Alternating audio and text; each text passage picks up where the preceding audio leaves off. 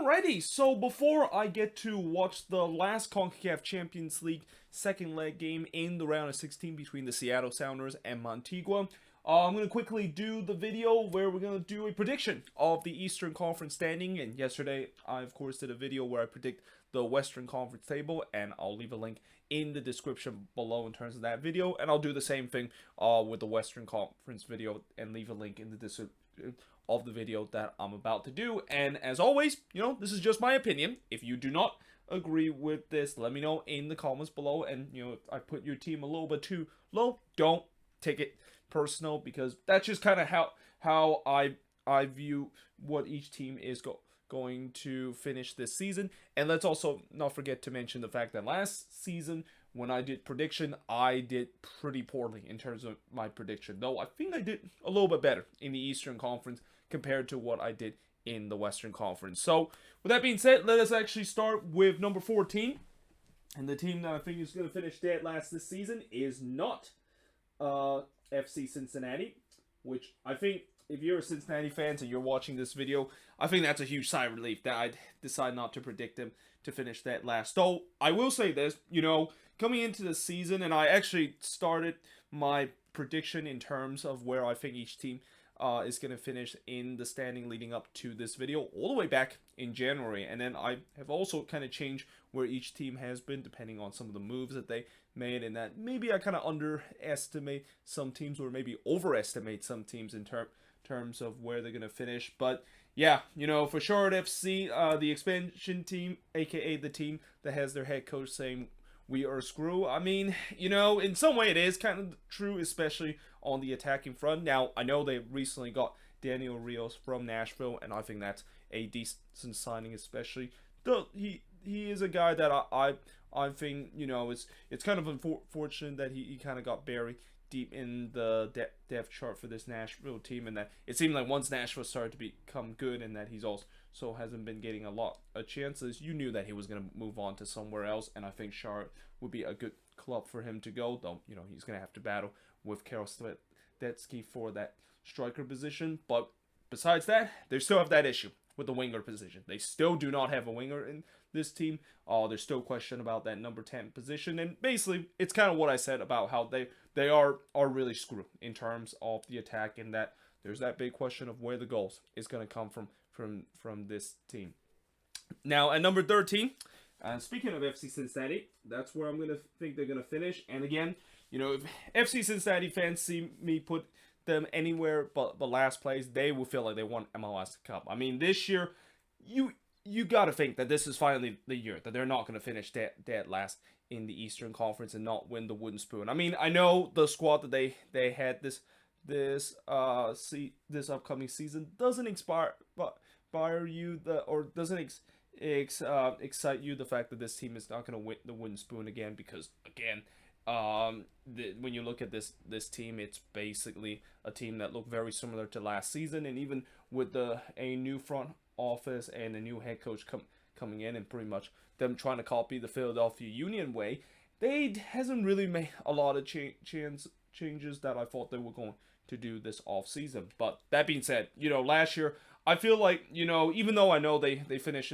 the worst season in their franchise history of only winning 4 games, I thought there was time last season they actually looked good, and that there was also some unlucky situation during last season, and that I also could say that maybe they're one of the most unluckiest team last year, because it just feels like they always find ways to lose, and that coming into this new season, I think they'll try to forget about that. And especially when you have a new season begin, it's a fresh new start for a lot of these players. Finally they can put that behind of the fact that they just cannot win a game in terms of the psychological point, and now they can maybe start on a good start to the season. But most importantly, they're looking to try to avoid finish dead last and win wooden spoon for the 4th straight year. Like, surely they cannot win the wooden spoon for 4 straight season, can they?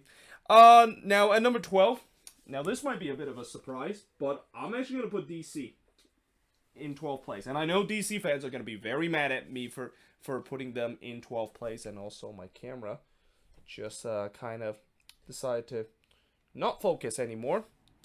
Oh, this is See, this is the same thing that I had in the Western Conference video where the camera just decided to not focus anymore, and usually when that happens, I'm probably gonna have to reset the video. Oh no, yeah, it's actually back now. But yeah, as I said, DC I think is gonna finish 12, even though I know a lot of DC fans are not gonna be happy about it. But for me, I am kind of concerned the fact that, once again, if Hernan Losada is going to run the system that he has, and the fact that it is pretty clear that this team still don't have the player to run that high octane kind of style that Losada does. I mean, I just think that this team is going to struggle, and not to mention the fact that I think teams have found out the Losada system. I mean, teams kind of didn't figure out as the season goes along, but I think by now they might have figured out how to deal with the high octane and just kind of high pressing style that DC and especially Hernan Losada decided to run. And unless if Losada decided to change his tactics and not always just go gun ho every single game, I don't expect this team to make it to the playoffs. And let's also not to mention the fact that there's question whether if their DP number 9 in Michael Estrada is going to be a decent player, because I've talked about how there's a lot of Toluca fans saying that he's not a good player, and this is a big gamble that DC of course has. And also they just lost Paul Arriola this off season, while they're more important attacking player, and then they could potentially lose Ola Kamara for this upcoming season too. Now in 11th place, I'm gonna say Inter Miami. So again, I think Miami is in a rebuilding mode. They are definitely a team that I think is going to be finished near the bottom part of the table. But I don't think Inter Miami fans mind the fact that this team is going to finish near the bottom, as long as if they start to look respectable and that they show some progress in a rebuild. I mean, anytime when you go through a deep rebuild, and anytime when it is pretty clear that this team feels like it's expansion 2.0 again with the way that they just blow up the team and sign a bunch of players, it's gonna take time for that chemistry, and takes time for the team to really start to kind of get going. I mean, again, there's a reason why I said that this is kind of like an expansion 2.0 season, because when you have a pretty much blow up your whole squad and basically bring in a new team, you're basically kind of like an expansion season all over again. And as it is the case for a lot of expansion team, this is kind of where they're about to finish. But most importantly for Inter Miami, it's kind of a rebuilding year, and I think it's kind of generous for me to put them in 11th place, because consider Phil Neville is still there, and I've said before how I just feel like he's going to hold back this rebuild that they are going through in their first of what would be a couple years before getting themselves out of the bad situation that they put themselves in the first two year in the league. Now in 10th place, I'm going to say it's going to be the Red Bulls. So I think this is probably the 4th consecutive year I made this prediction where I keep saying this is the year that the Red Bulls, of course, fall off. And the last couple of years, they keep proving me wrong that, they still somehow snuck into the playoffs, although last season was probably the closest that they came from missing out on the playoffs. They literally snuck into the playoffs on decision day. But for me, I just feel like maybe this is finally the year where the dam broke. I mean, last season, I didn't think they were very impressive, and if it wasn't for that great run that they had in the second half of the season, this team would have missed the playoffs. Like I even said, this team was dead and buried in August, and they need something miraculous for them to pull themselves out of the hole that they were in. And look what happened. They pulled off a miracle, and I don't know if that's going to be the same case, especially the fact that they didn't fix the biggest issue that they have coming into the season, which is goal scoring. Yeah, I feel like this could finally maybe be the year where this team, of course, might not make it to the playoffs. Now, at number 9, and this might be a team that you might think I put them too low, and that, of course, is Toronto FC. And the reason why I say that is because many TFC fans feel like this is the year where they make it back to the playoffs, because look at all the good signings that we made this offseason. And yes, they have made some decent signing this offseason, but here's the issue that I have with this TFC team. They're not going to have Lorenzo Insigne until July. The defense is still something I'm concerned, and that's even bring Sebastian Saucedo into this team as a DP. But also, so the other issue that I think this team might have, even with them signing those players for multi-million-dollar, is that they didn't really do much other than what I just said, and that they didn't really address one of the biggest issue, or if not the biggest issue that they had last season, which is they have no depth in this team. So, the fact that if once again we're going to see this TFC team go through an injury crisis, and they're in some way they're still kind of recovering from the injury crisis that they suffered last season, with a couple of players that went down with season-ending injuries, still trying to get themselves back to match fitness. Yeah, I feel like this might not be a year where TFC fans, I mean, I know they have high expectation with the amount that they spend, but when you look on the picture, it might not be as good as some of them think. And I even haven't got to the fact that there's also the goalkeeping situation, and how, is it going to be Bono? Is it going to be Westbrook? Can any of those two goalkeeper can look solid? Because last season they definitely was not solid whatsoever. Like, both of those goalkeeper make mistake, and if that's going to be the case again, I don't see this TFC team potentially making the playoffs, and that's even with some of the big signings that they made this offseason. Now, at number 8, and this is where we get to the point where it is going to be close for some of these teams to make it, and it could also be the case where I said, like in my Western Conference prediction, it could come down to the final day to determine these bubble team. But for the team that I said that just miss out on the playoffs is the Chicago Fire. And for the Fire, I think as the offseason goes along, they kind of gone into a mode where I thought they were going to rebuild, because they pretty much blow up their old core this offseason. But now the fact that they kind of sign a lot of decent player to replace the old core that they have, it's almost feel like it's a retool that they're going through. I mean, look at these signings they got with the likes of Shibilko and Shakira coming in to this team. I mean, those are definitely playoff contender kind of signing that the Chicago Fire made this offseason.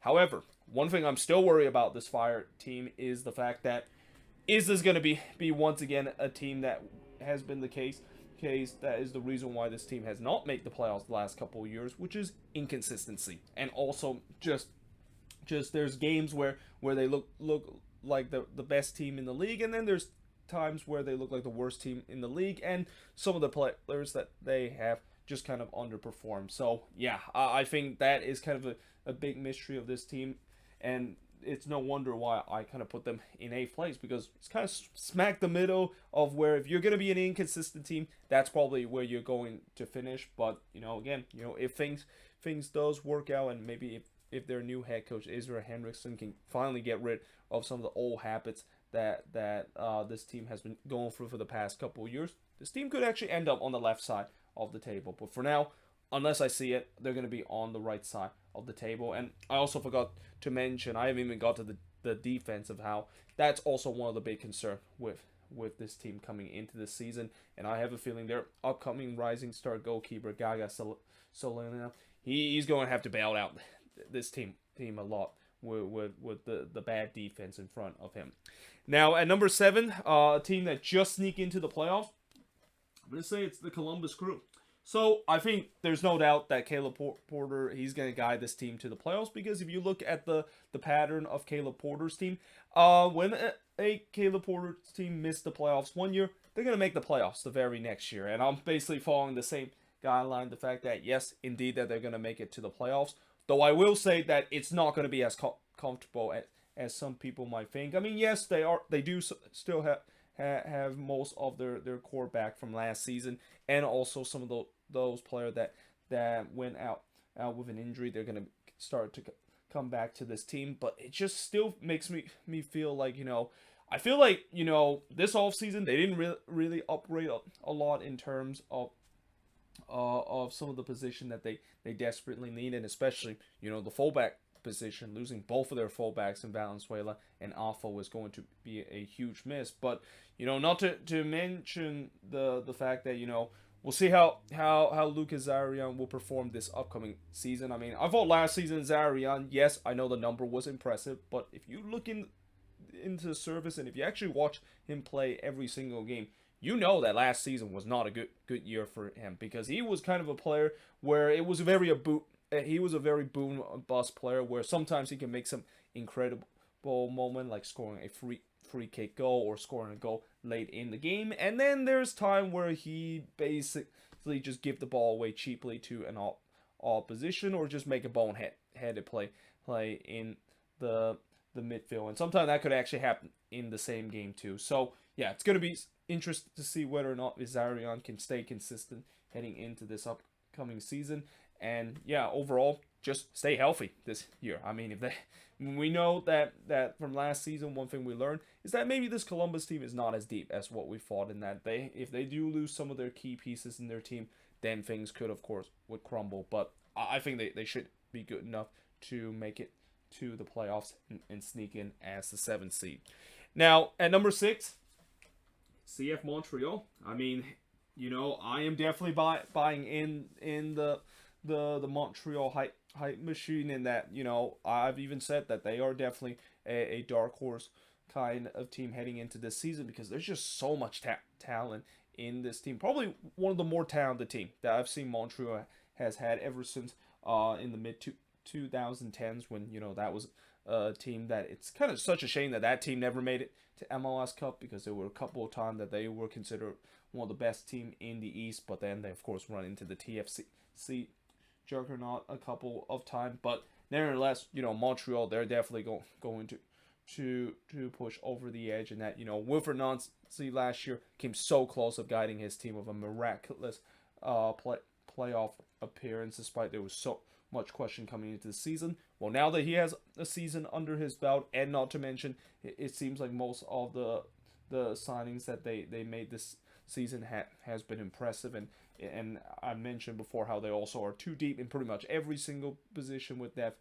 This team should be a playoff team, and that they of course would finish 6th, as I predicted, in the standings. Now in 5th place, and I know I'm gonna get criticism for putting them this low, and that, of course, is NYCFC. And I know, again, NYCFC fans are not going to be happy I put them in 5th, but there's a couple of reasons. One, CCL run. We've seen this before. Whenever a team go deep into CCL, they don't tend to finish well in the standings. I mean, I think last year the only outlier was the Union, when they, of course, made that deep CCL run, and that eventually they did get eliminated. Though I will say that at that time the Union was in 9th place in the standings, and I thought that was maybe another sign of a team that goes deep into CCL, and they kind of just fall apart in the league. And the reason why I've always say why a team go deep into CCL, and how that also means that most likely they're not going to finish well in the standings, is because you can if you're an MLS team, you can only pick like one competition that you take it very seriously, and maybe have to sacrifice another competition, because MLS team just does not have the depth or the squad number to compete in both competition in a high level. So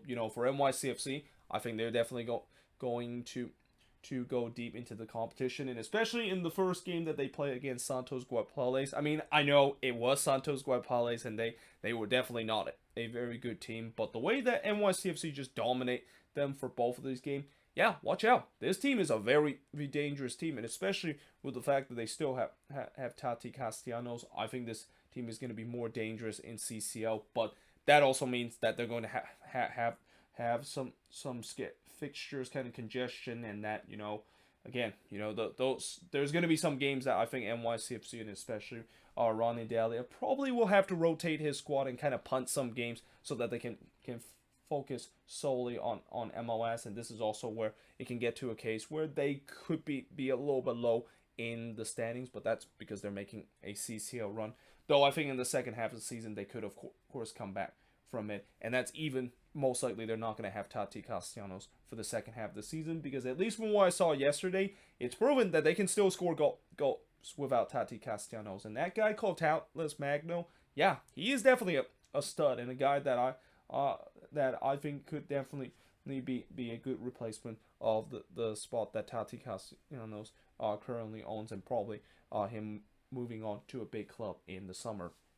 Now at number 4, And again, this team, I know there's going to be some people not think that I put them too low, and that of course is the New England Revolution. But I'm gonna use kind of almost the same reason I said about NYCFC, where yeah, this is a team that is focused on a deep CCL run, though their road to CCL final is definitely harder than NYCFC, knowing the fact that now they're gonna have to play against Pumas, one of the strongest team in the competition. But if they do get past Pumas, there could be a good chance that they can maybe make a run to the final, though there's also a situation where they could also face another tough team in CCL, and probably the toughest opponent and maybe the favorites of winning CCL this season in Cruz Azul. But either way, for the Revs this season, I know Bruce Arena would say that you want to focus on both competition, and he wants to put his strongest team in both competition, but that's just not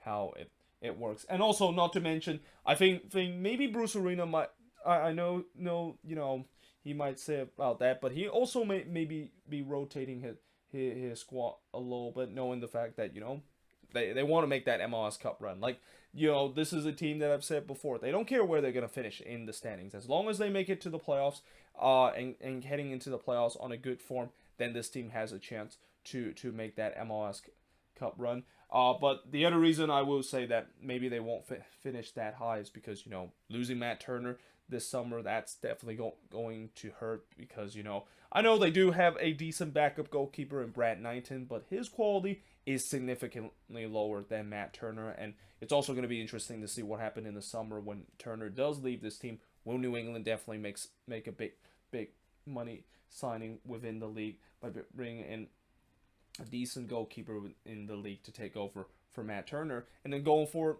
on the attack too, Adam Buxa, there's been so many transfer rumors that's been linked with him.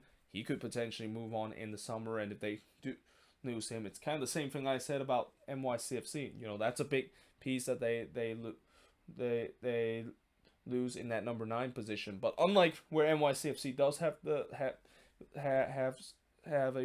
some players that can replace Castellanos, I don't know if you can say the same thing about the Revs and Buxa. I mean, maybe Josie Altidore, and this is also why I kind of jokingly said that it seems like Bruce Arena is trying to recreate the 2017 U.S. men's national team, with the way that he decided to sign Omar Gonzalez, Sebastian Lletget, and also Josie Altidore. Like, I swear, if they actually signed DeAndre Yedlin, then I confirm that Bruce is trying to recreate the 2017 U.S.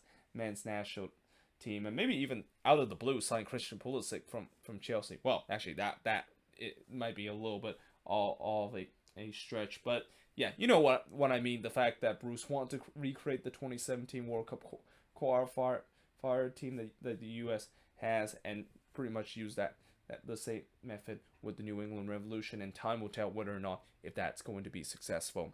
Now, in third place, I'm going to say Atlanta.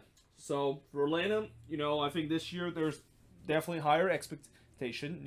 Last season it was kind of a year where it for Atlanta fans, I know last year some might say that we're definitely back to our best and be an MLS Cup contender, but I didn't really see it that way, because I feel like last season it was just a year for them to kind of start to look like the old Atlanta, and there were times where they definitely looked like the Atlanta that we saw when they came into the league. But there was also time where we saw how they still have that issue from what we saw in that disastrous year that they had in 2020, which is go scoring. Now, there's no doubt that heading into the season, that maybe is not going to be an issue, because they're going to get Joseph Martinez now 100% healthy, and they also make a big splash on Thiago Amanda, who they hope that he's not going to be like another Pity Martinez or Ezekiel Barco when he came into the league. But other than that, this is a stacked team, and this is a team that under Gonzalo Pineda, who I always rate him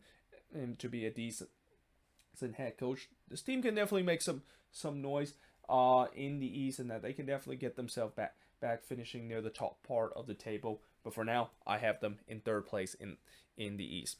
Now, in second, it's Orlando City. So I know Atlanta fans are absolutely triggered right now that I put Orlando above them, but in reality, I mean, when you look at both of those these teams, it's kind of very similar, where both of these teams definitely have some difference maker, but I just kind of had a feeling that maybe Orlando is a little bit better than Atlanta. And again, Atlanta fans, don't hate me by saying this. This is just kind of my opinion, and we'll see when both of these teams meet against each other how it's gonna go. Because again, I think I've said before, where that's actually one of the match I'm looking forward to most. I mean, this might be maybe the most fiercest game we're going to see this season between Orlando versus Atlanta, and that's saying something, considered in past season both of these teams, or at least Orlando fans, they do not like Atlanta whatsoever. But now both of these teams are actually good. Yeah, this definitely rise the temperature to an all-time high in this rivalry that we see with both of these teams. But again, I just think maybe Orlando is going to be a little bit better, and there's no doubt that they're definitely looking to try to have a bounce back year, especially what happened last season when it was such a disappointing season with them even making the playoffs for the second consecutive year. They were having problems in terms of goal scoring, and having problems in terms of beating playoff opponent. Well, this season they definitely spent some big money to address that, and now let's see if they can, of course, get themselves back to the level that they were in 2019, but even better, because I feel like this is probably the best Orlando City squad that this team has assembled ever since they entered the league in 2015. And then finally, the team that I think is going to finish first in the East, and the team that, I'm going to say is going to win the Supporters' Shield, is going to be the Philadelphia Union. I think the Union could be on a case where they could win another Supporters' Shield, because this team really kind of reminds me a little bit of 2020, where it's a mix of veteran player that is considered elite, and also not to mention they have a lot of good youngster out of the academy that will definitely have a breakout season for this upcoming year. And when you add all that together, it's a Supporters' Shield winning team. And again, let's see if that, of course, is going to be the case. But there's no doubt that I think everybody can see that this Union team is going to be a top tier team. And if you're a Union fan, I don't know if they're going to be happy the fact that they're going to win Supporters' Shield. I mean, that's another trophy added into your cabinet, but they know that this season the big goal is definitely winning MLS Cup. And hopefully, in terms of what I said about this team being a Supporters' Shield winning team, doesn't mean the fact that they're going to end up like that Supporters' Shield winning team in 2020, which is they just flamed out in the first round in the playoffs against New England.